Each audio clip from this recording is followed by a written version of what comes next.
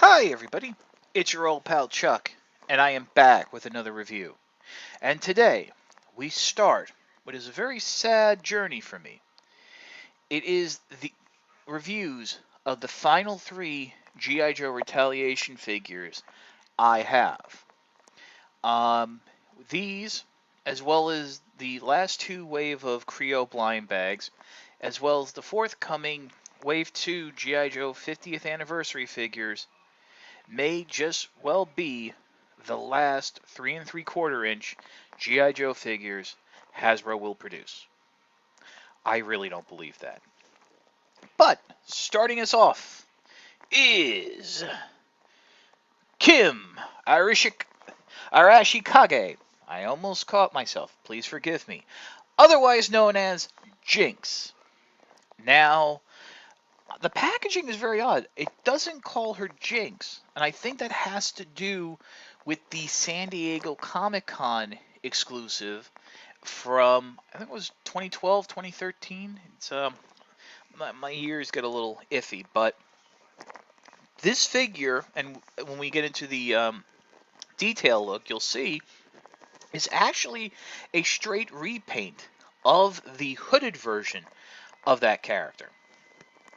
Um, Jinx, and I will be referring to it as Jinx throughout the review, comes with a her classic Jinx weapon, namely this double-bladed staff of sorts, as well as a bunch of other ninja weapons, which we'll get to because the way they're presented is very nice, as well as a pair of katanas. I've never known her to be a swordsmith, but these are the newer style with didn't go nuts on the paint. It's all a black blade, but they're there.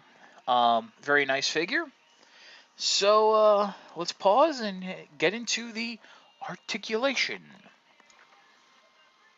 Okay, we're starting off with a very close-up look because I want to point out something that my good pal Justin Bell pointed out in his review.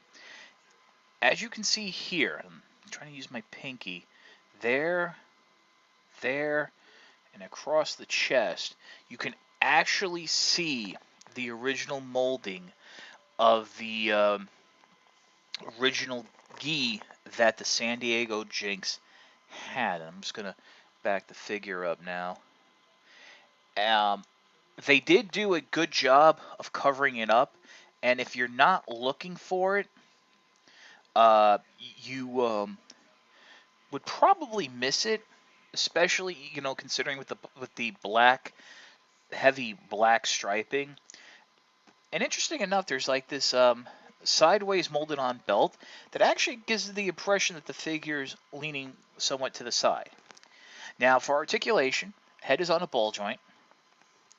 Nice range of movement, excuse me. Um, Universal shoulders, we all know the deal. Single joint at the elbow. Rotation at the wrist. Surprisingly, none of the additional wrist articulation. While I have the San Diego figure, I haven't had a chance to bust it out and review it yet, so I'm not sure if that's normal.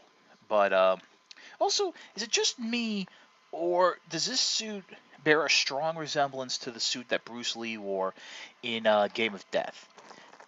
Wouldn't surprise me if that was intentional. Um, Ab crunch, rotation there. Somewhat limited, but it is what it is. Ball jointed hips, double jointed knees at the leg, but the some extra molding here kind of limits it. And of course, forward and back ankle articulation with an ankle pivot. Now, I'm going to be very honest. I do like the fact that they are including ankle pivot with a lot of the figures, ninja and non-ninja alike.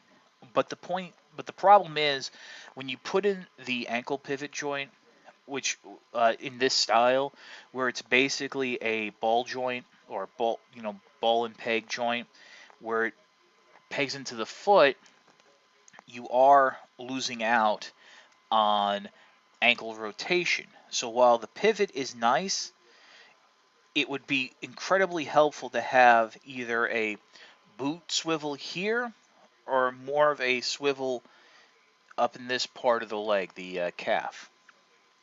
Um, because if you notice, I mean, human movement of the leg, when the ankle rotates, the whole thing rotates. So yeah, but with this figure, it's great articulation. Even though it does have an included stand, as you can see, it stands perfectly on its own. Now let's look at the accessories. Starting us off is the world's largest purse.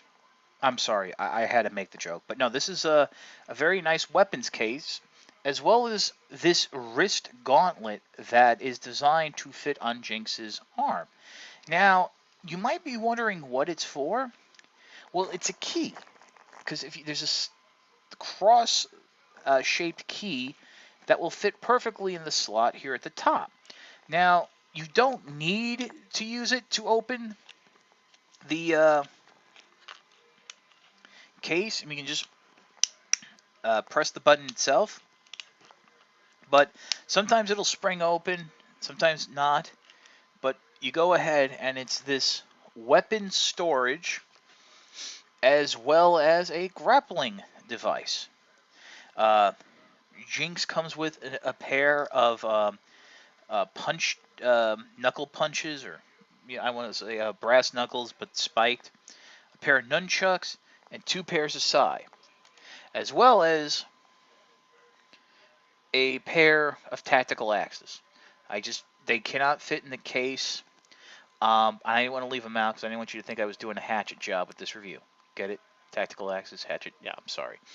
I also want to point out something I noticed, that on the back of the packaging, um, they actually show a few different weapons, namely a different style of tactical axe that's double-sided, as well as showing the grappling devices in a different color. Very interesting. I wonder why stuff was switched out or omitted, but the grappling device really here is the main selling point. And basically you have this little uh, bit here on the end, which you basically loop around. And you know what? I made a mistake. This is the tactical axe that I thought it was, but it was just stored in a hook there instead of hanging freely. I guess you can do that if you want to save space. But yeah, but this is the device. Like I said, it was originally painted black, and that's why I got confused. But okay, so you basically loop this around something, and we'll just hold it out, and Jinx can slide down on that grip, which I will demonstrate for you. Just grabbing the figure.